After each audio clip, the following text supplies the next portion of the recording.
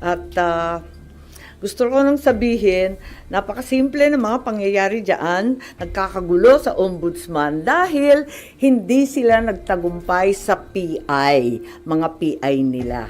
Hindi rin sila umubra sa impeachment, kaya narito na tayo ngayon. Ipipilit nila na si Boying maging ombudsman para ipakulong si VP Inday Sara bago mag-2027 at hindi lang si Inday Sara, kundi lahat ng mga Duterte, kaalyado ng mga Duterte, baka pati ako.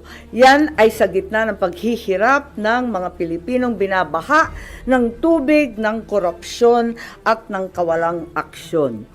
Tinutukan ko ang Plan A nila na People's Initiative Chacha. Binuking ko ang Plan B, yung impeachment, para mawala sa landas nila si VP Sara sa 2028. Ngayon, nasa Plan C na po tayo, sa ombudsman naman.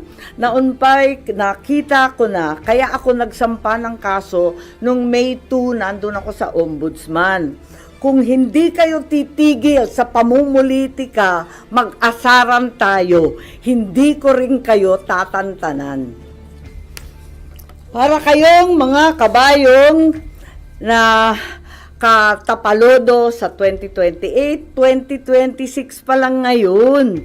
Napapabayaan nyo ang bayan sa kakaisip ng ambisyon at paraan paano nyo buburahin ang mga nakaharang sa mga maiitim ninyong plano.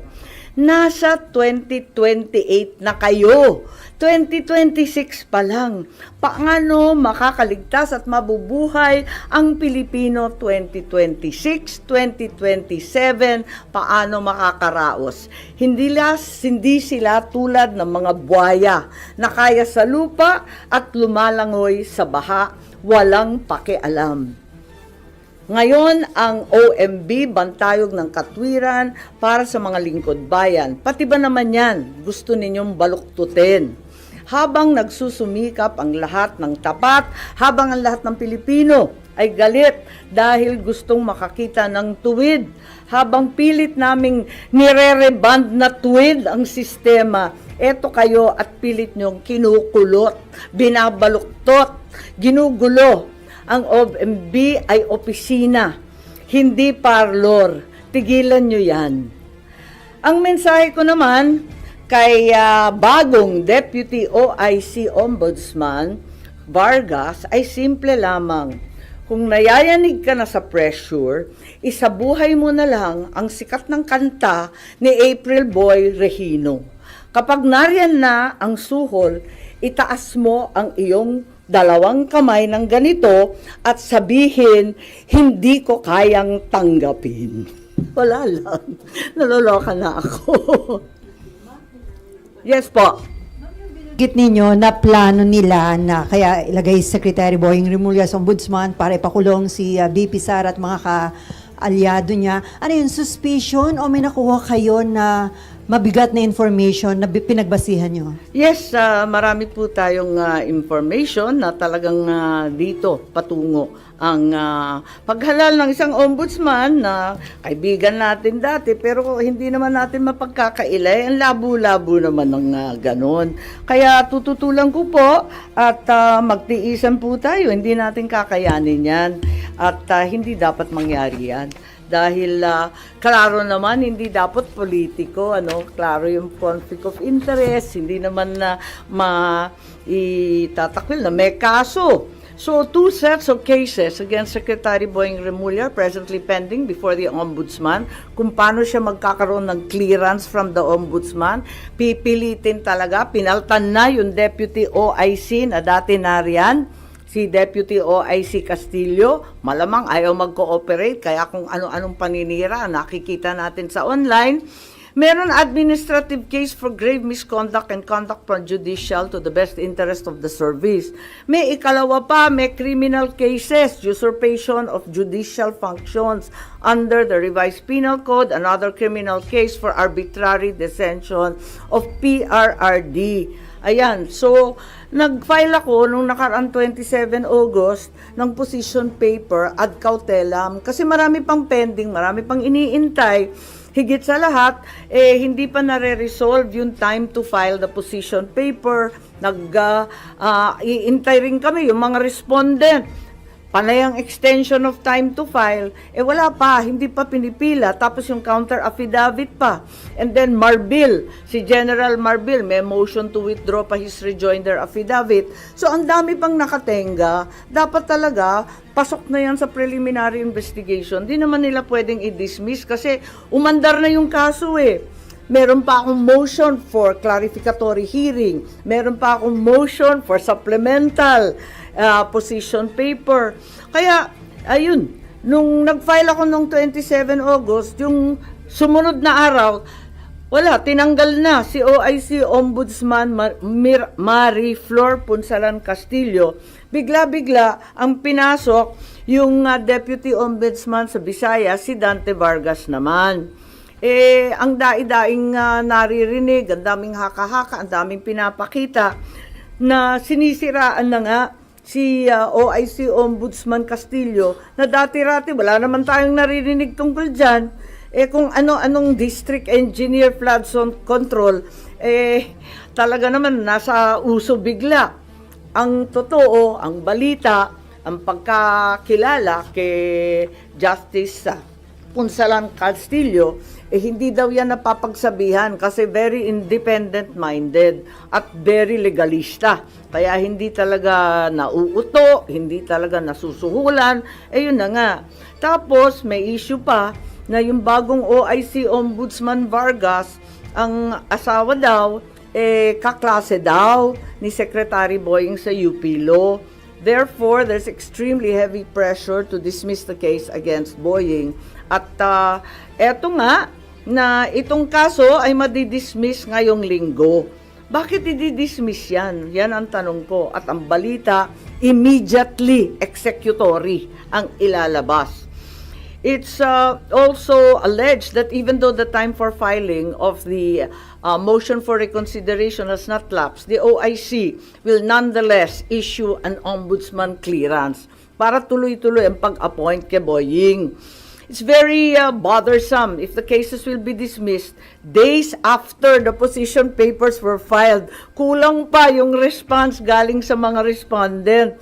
Marami pang pending incident. I-dismiss. Ang dami pang nakatenga. Hindi ba nakakaduda yan?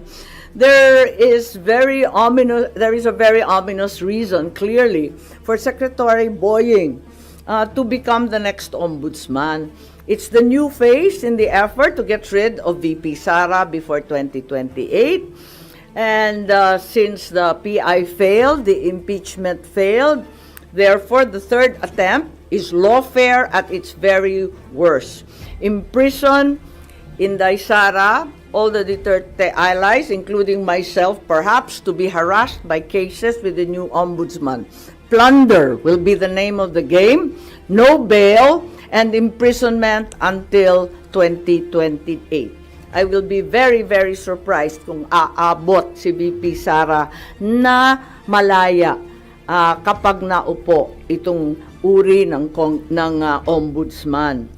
Kaya ako, magfa-file ako ng opposition, pati sa JBC, dahil klarong-klaro yung conflict of interest, tapos magiging magulo. Kapag itong mga kaso sa PRRD arrest will be rendered ineffective. Halimbawa, if the OIC Ombudsman caves to pressure, dismisses na nga the cases, pati yung MR i-dismiss, mapupunta sa CA, sa Supreme Court, paano yan? Kahit i-reverse ng CA or Supreme Court yung OIC Ombudsman, orders the dismissal from service, declares he's perpetually disqualified, paano ma-enforce yung desisyon na yan kung si Secretary Boying ay nakaupo ng ombudsman? He can only be removed by impeachment. It may not be amiss to inform the JBC as well as the present OIC ombudsman that we understand and commiserate with the unbearable, tremendous pressure to issue a clearance. That way, the JBC is apprised to scrutinize more carefully instead the circumstances surrounding the issuance of said clearance or certification. if and when that will be issued. Yun lang. Yan yung ganong plano to rid VP Sara and then i-dismiss yung kaso against sa Justice Secretary Remulla para may appoint siya sa ombudsman? Well, balitang-balita, ang pressure sa mga investigador, matindi ang pressure, naririnig natin sa JBC, at nakita natin ang mga galaw, di ba? Pinapaltan ang karapat-dapat na Deputy OIC na wala namang bahid at wala namang dahilan, biglang tinanggal at iba yung linagay, nakakapagtaka talaga. At saka yung time frame, talagang sapilitan, as a deadline. May mga deadline silang hinahabol. Ma'am, ano pang magagawa pa po nung isasubmit yung opposition kung ongoing na po yung selection ng JBC ngayon for ombudsman po? Oo nga, yun, na talagang tignan natin, sana makinig sila and sana intindihin nila kung gaano kaihalaga ito sa buhay ng ating bansa. Na isang tabi na ng todo-todo ang problema ng baha. Malunod na tayo sa tubig at korupsyon, basta yung ambisyon na lamang ng iilan ang nangingibabaw. Good morning. Ma'am, ngayon yata isasalang sa JBC interview si Natapos Secretary. na, alas 10. Oh. Pero yung opposition nyo po na-file or na-discuss nyo po ba kay Senator Alan as member ng JBC representing Kakausapin the ko Senate? mamaya. Nagulat kasi ako, hindi ko akalain na magpapa-interview. Akala ko bawal yun hanggat walang clearance. Aminin ko, hindi ko alam na kanina naka-schedule agad-agad. will you also question his being included sa shortlist? At tignan natin kung anong gagawin. Pero hanggat maaari, talagang pipilitin ko hanggat kaya at tututulan. Tulad nga ng sinabi ko kanina, ay nako, hindi ko rin kayo tatantanan kasi klarong-klaro naman ang moves nila. May message din po sa Garapala na po. Ma'am, ang mensahe niyo po sa ading nyo na ultimately siya na may appointing authority. Ay nako, talaga naman, hindi yata nakikinig. Ma'am, kung ayaw nyo kay Sec Boying, kanino kayo doon sa 17 o 16 na iba pa? Ay hindi naman sa ayaw ko. Kaya nga lang, wag naman binabraso yung ombudsman. Yan na lang ang huling hantungan ng hustisya, ng katotohanan. Ang bigat naman nun. Constitutional body, guguluhin, ano? Wala naman akong sinasang-ayunan. Ang sinasabi ko, klarong disqualified. Kaya wag na lang. Ang liwaliwanag naman ang conflict of interest. Nakikita naman natin ang problema kapag may pending admin and criminal charges pa. Ang bigat naman, tapos gagawin ninyong ombudsman. Tama ba yun? Wala naman akong kinakampanyang kandidato para ombudsman. Sa totoo lang. Di ko nga kilala yung mga listahan. Siyempre, trabaho ng JBC yun eh. Wala na. Ibang issue lang. Ay, okay. Pero babalik pa ako sa budget. Okay, Oo, sige. yung madalian lang kung gusto nyo. Pero yun lang. Yes po. Ma'am, hindi ba parang ang for a goal na tanggalin lang si VP Sara, yun po talaga yung goal ni Secretary Remulla? Eh, hindi siya. Siguro yung mga nag-uutos din sa kanya. Marami kasi, di ba? Di ba masyado nang maliwanag ang pattern. Noon sinabi ng iba na napaka-alarmist ko. Bakit ko binubulabog ang lahat tungkol sa PI? O ngayon, tignan natin. Tapos yung impeachment, walang maniwala na itutuloy. Ayan, tinuloy. Wala rin nangyari. Kaya nandito na tayo sa Plan C. Yan talaga ang nangyayari. Ma'am, saan nyo nakuha yung information na may ganitong plano? Mag-ombudsman siya para ipakulong si VP Sara? Maliwanag naman kasi talagang sinabi na rin nung nag-iimbestiga yung mga Quadcom tungkol sa confidential and intelligence funds na ang tinutukoy, plunder charges, non-bailable, kulong bago 2028. Nakausap nyo na si VP Sara about this, ma'am? Yung possibility Hindi, na actually hindi pa. Kasi wala siya rito, sa totoo lang. At sa dami ng problema nun, dadagdagan ko pa. Hanggat kaya ko, talagang hindi ko tatantanan to at mag-asara na lang kami. Pero, ma'am, sorry. Yep. Hindi naman po ang gusto ni VP Sorry? Masagot po, hindi lang gusto ni VP Sara, masagot sa proper forum yung mga charges laban po sa kanya. Tama. So, hindi ba parang ano, o talagang si SOJ Remulla po yung bagong bala against her and the Dutertes po? Tignan nyo yung mga kilos nilang lahat, di ba? Doon patungo. Kung sana magkakaroon ng patas at makatotohanang depensa sa korte, kung papayagan siya, yun ang gusto niya. Pero kapag ganito na brasuhan, may balitang suhol, ginagamit yung mga may personal relationship, pinapaltan yung walang kamalay-malay na justice. Kung ano-ano ang nangyayari, pipilitin ng JBC, pa-i-interviewin. Ang bihira, hindi ba nahalata na brasuhan na talaga ito ng todo-todo? Kaya sabi ko nga, kung ganyan at hindi kayo maawat sa pamumulitika, mag-asaran tayo, hindi ko rin kayo tatantanan. Considering yung composition ngayon ng JBC, maasa kayo na pag-ibig ng opposition? Oo naman, oo naman. May mga nakausap na kayo na member? Wala. Hindi ako naglalabi, nakakahiya naman po. Magpa-file siguro ako. When are you going to file your own? Asap, nagulat ako. Kanina nag-interview na eh. You only mentioned yung ginagagawin yung mga arguments sa opposition. Oo. Tignan natin. Baka to follow na lang yung OMB clearance. Kaya nag-interview. Hindi ko alam.